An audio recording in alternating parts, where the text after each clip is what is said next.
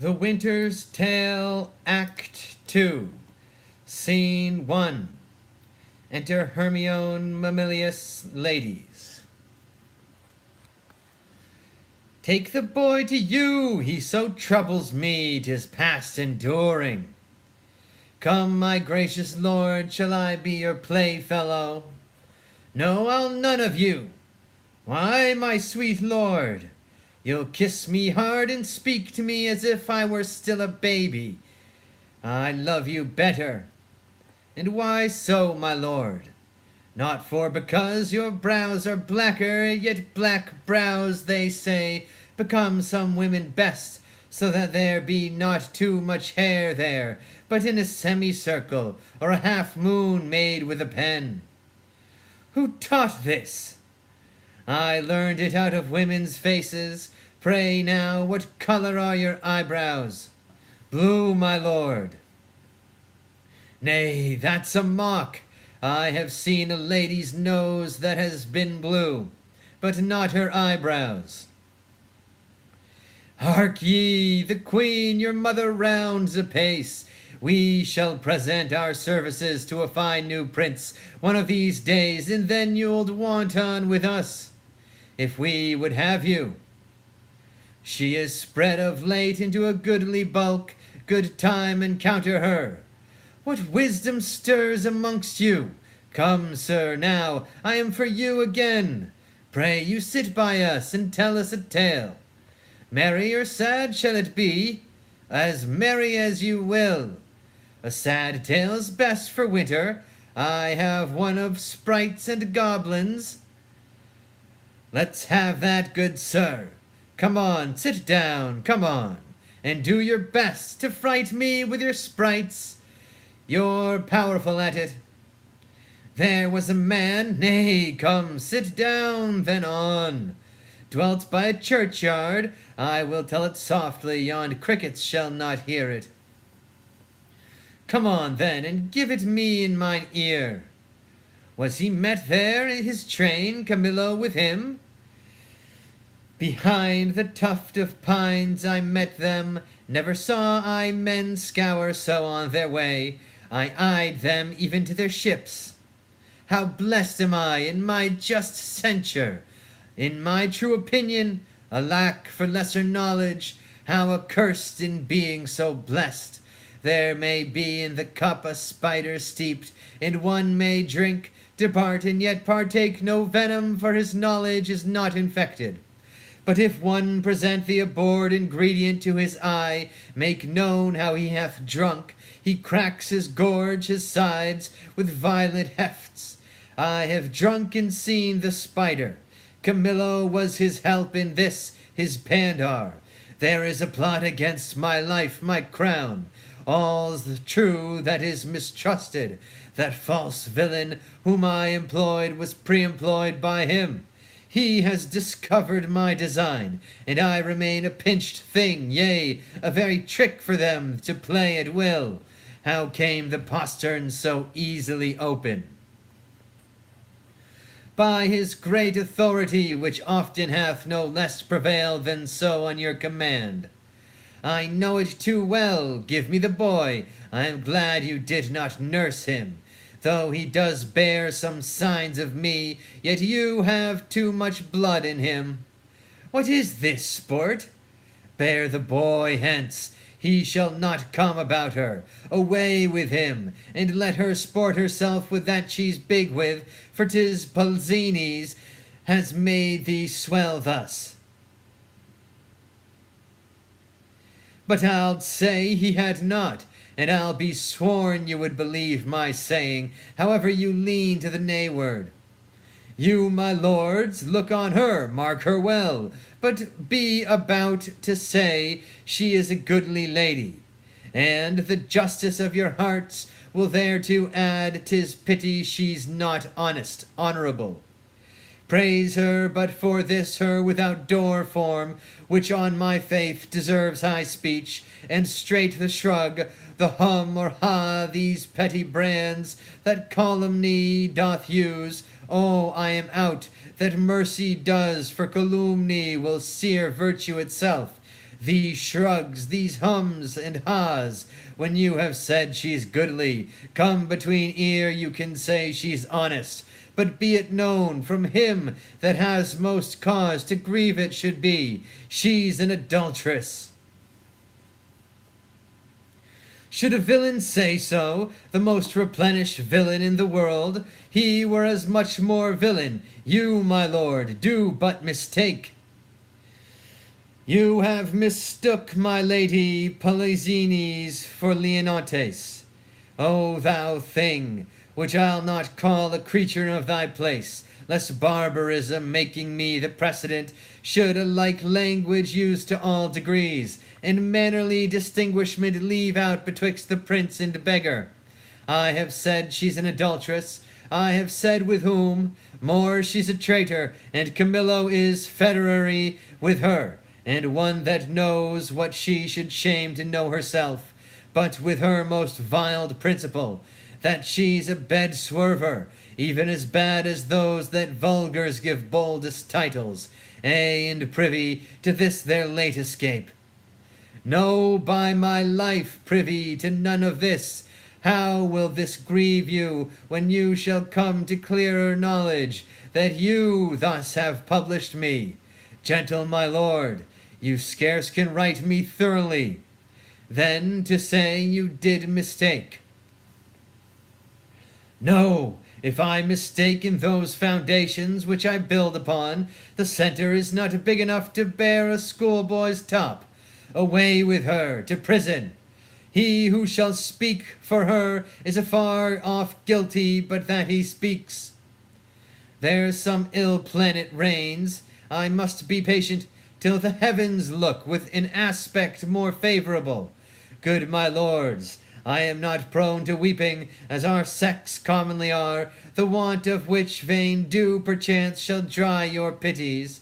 But I have that honourable grief lodged here which burns worse than tears drown. Beseech you all, my lords, with thoughts so qualified as your charities shall best instruct you, measure me, and so the king's will be performed. Shall I be heard? Who is it that goes with me? Beseech your highness, my women may be with me, for you see my plight requires it. Do not weep, good fools, there is no cause. When you shall know your mistress has deserved prison, then abound in tears as I come out. This action I now go on is for my better grace. Adieu, my lord. I never wished to see you sorry. Now I trust I shall.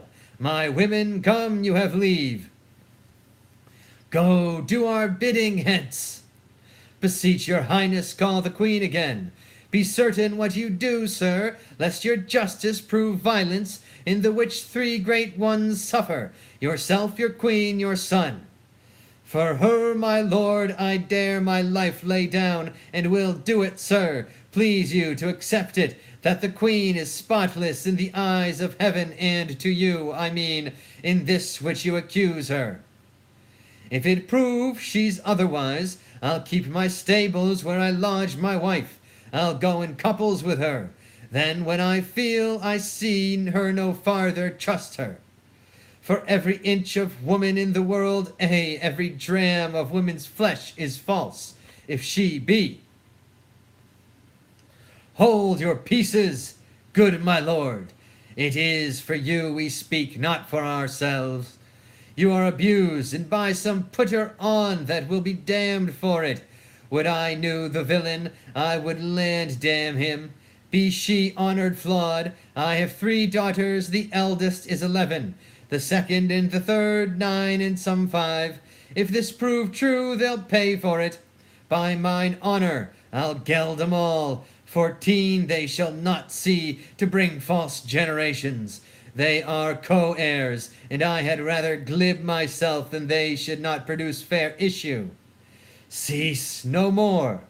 You smell this business with a sense as cold as is a dead man's nose, but I do see it and feel it as you feel doing thus, and see withal the instruments that feel. If it be so, we need no grave to bury honesty. There's not a grain of it the face to sweeten of the whole dungy earth. What? Lack I credit?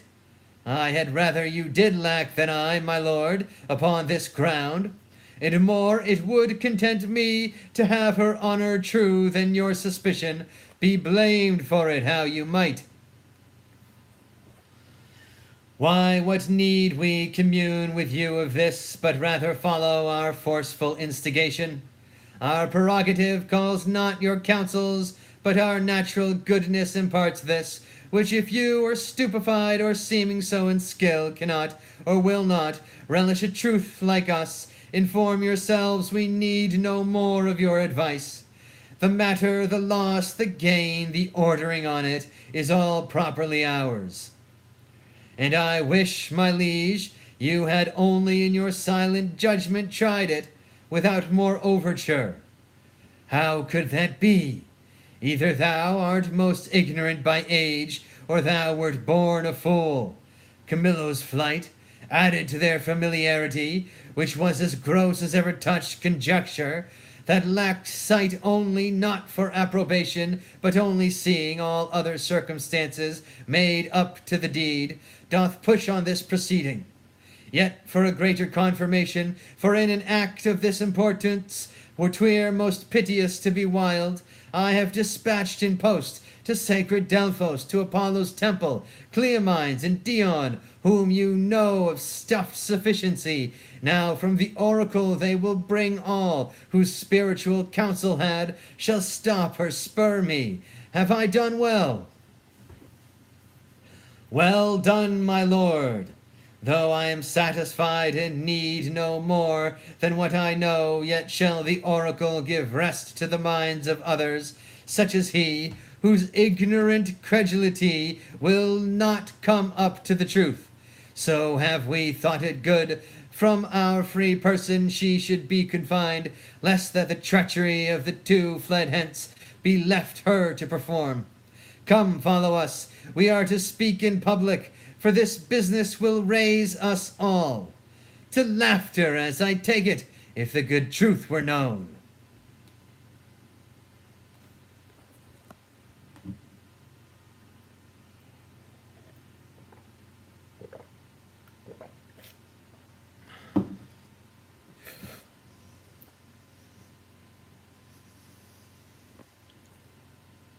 Scene 2.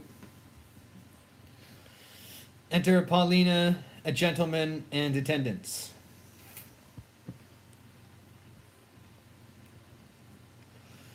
The keeper of the prison call to him. Let him have knowledge who I am. Good lady, no court in Europe is too good for thee. What dost thou then in prison?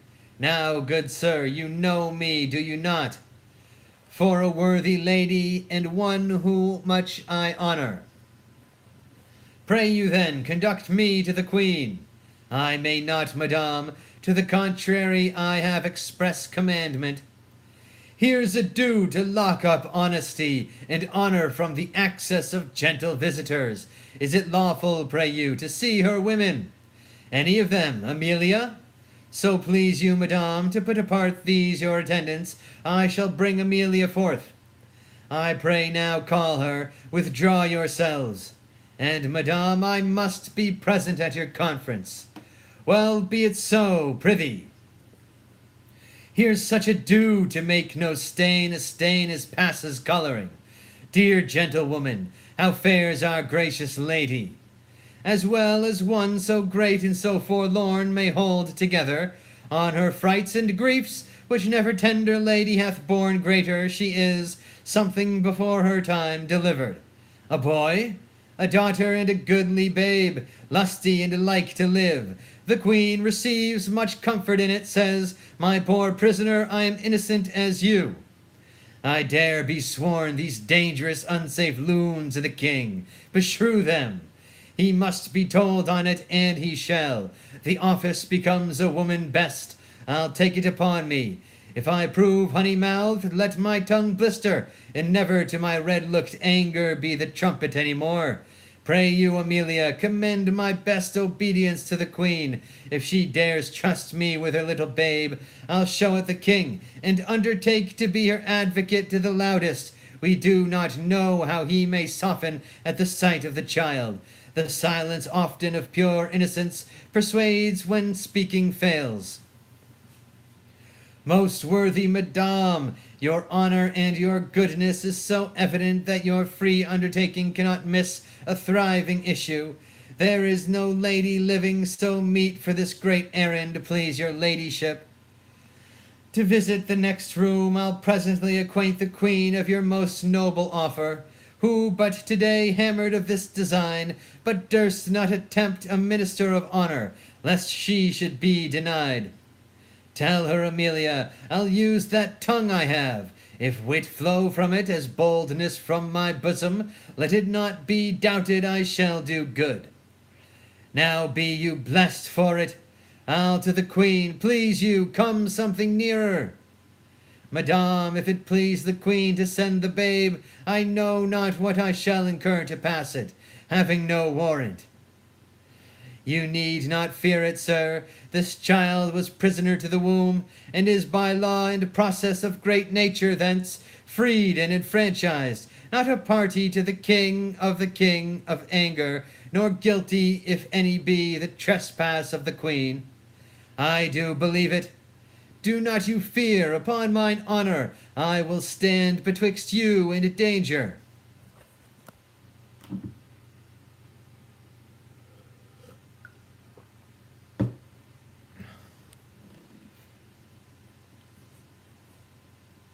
Scene 2. Enter Leonates, servants keeping the door. Leonates. Nor night nor day, no rest. It is but weakness to bear the matter thus, mere weakness.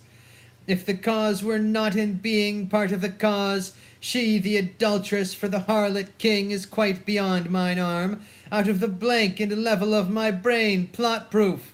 But she I can hook to me, say that she were gone, given to the fire, a moiety of my rest might come to me again. Who's there? My lord, how does the boy? He took good rest tonight. 'Tis hoped his sickness is discharged. To see his nobleness conceiving the dishonor of his mother, he straight declined, drooped, took it deeply, fastened and fixed the shame on it himself, threw off his spirit, his appetite, his sleep, and downright languished. Leave me solely, go, see how he fares. Fie, fie, no thought of him. The very thought of my revenges that way recoil upon me. In himself too mighty, and in his parties his alliance, let him be until a time may serve. For present vengeance take it on her. Camillo and Polizine laugh at me, make their pastime at my sorrow. They should not laugh if I could reach them, nor shall she within my power. You must not enter. Nay, rather, good my lords, be second to me. Fear you his tyrannous passion more, alas, than the queen's life? A gracious innocent soul, more free than he is jealous. That's enough. Madame, he hath not slept tonight, commanded none should come at him. Not so hot, good sir, I come to bring him sleep. 'Tis such as you, that creep like shadows by him, and do sigh at each his needless heavings. Such as you nourish the cause of his awaking. I do come with words as medicinal as true, honest as either, to purge him of that humor that presses him from sleep. What noise there, ho?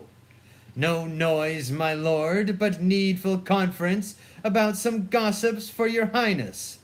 How? Away with that audacious lady. Antigonus, I charge thee that she should not come about me. I knew she would. I told her so, my lord, on your displeasure's peril and on mine, she should not visit you. What? Canst not rule her? From all dishonesty he can. In this, unless he take the course that you have done, commit me for committing honor. Trust it, he shall not rule me. La, you now, you hear? When she will take the rein, I let her run, but she'll not stumble. Good my liege, I come, and I beseech you hear me, who professes myself your loyal servant, your physician, your most obedient counselor, yet that dares less appear so in comforting your evils than such as most seem yours. I say I come from your good queen. Good queen, my lord, good queen, I say good queen, and would by combat make her good, so were I a man the worst about you. Force her hence. Let him that makes but trifles of his eyes first hand me. On mine own accord I'll off, but first I'll do my errand. The good queen, for she is good, hath brought you forth a daughter. Here 'tis, commends it to your blessing. Out, a mankind witch, hence with her, out a door, a most intelligencing bawd. Not so. I am as ignorant in that as you in so entitling me, and no less honest than you are mad, which is enough, I'll warrant, as this world goes, to pass for honest. Traitors, will you not push her out? Give her the bastard, thou dotard, thou art woman tired. Unroosted by thy dame partlet here, take up the bastard, take up, I say, give it to thy crone. For ever unvenerable be thy hands, if thou takest up the princess by that forced baseness which he has put upon it. He dreads his wife. So I would you did, then 'twere past all doubt you'ld call your children yours. A nest of traitors! I am none by this good light, nor I nor any but one that's here, and that's himself.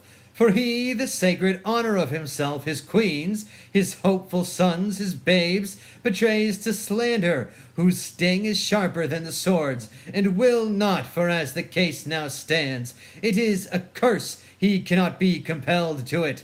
Once remove the root of his opinion, which is rotten as ever oak or stone was sound. A callet of boundless tongue, who late hath beat her husband, and now baits me. This brat is none of mine, it is the issue of Polysine.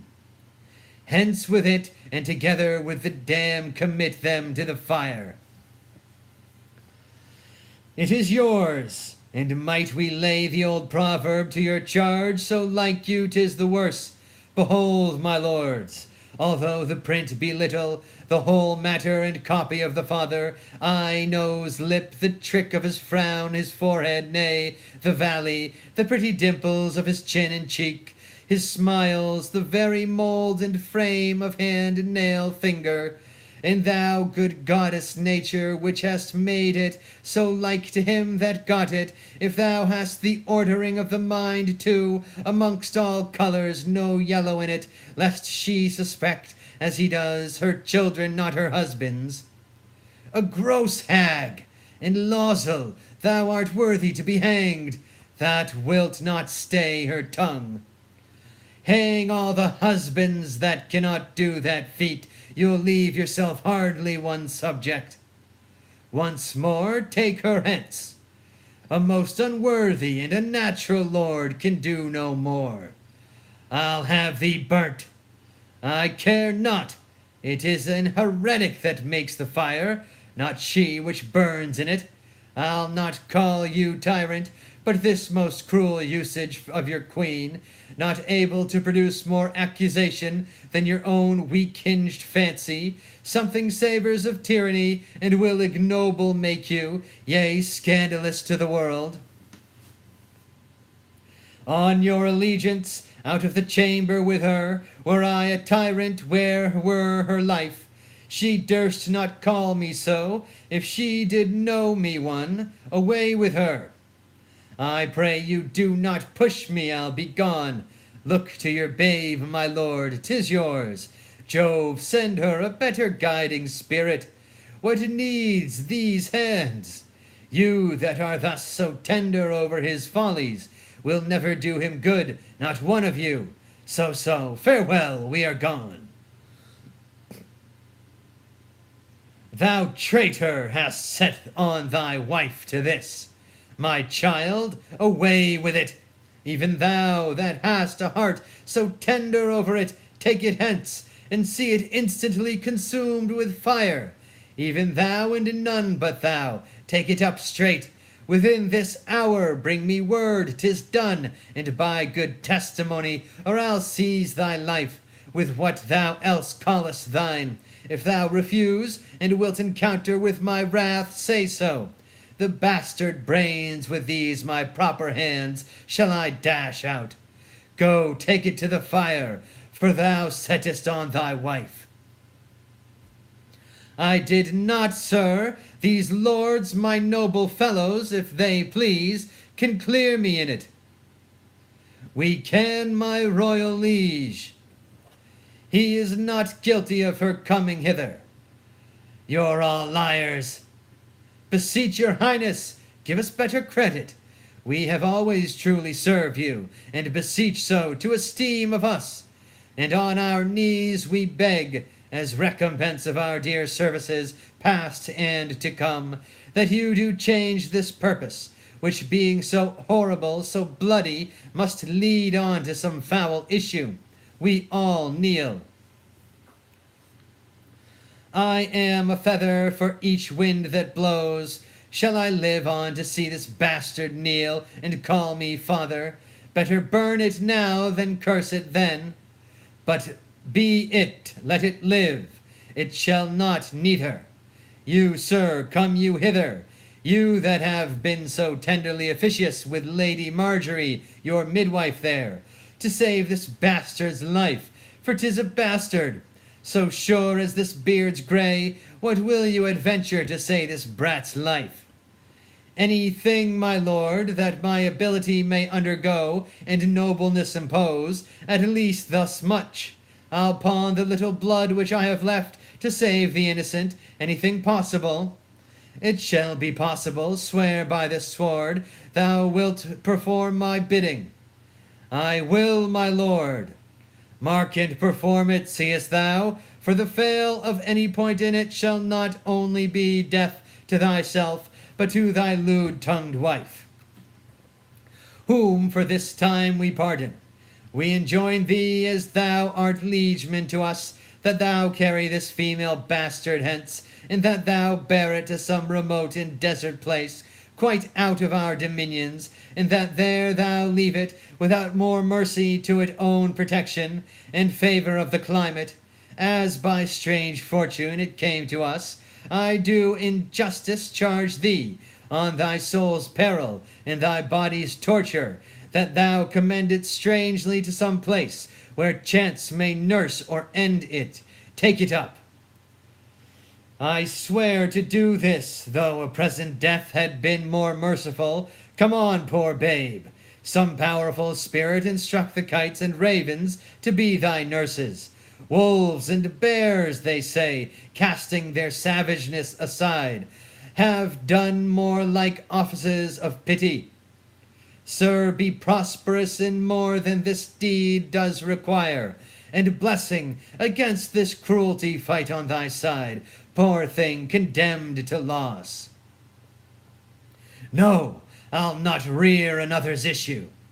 Please your highness, posts from those you sent to the oracle are come an hour since.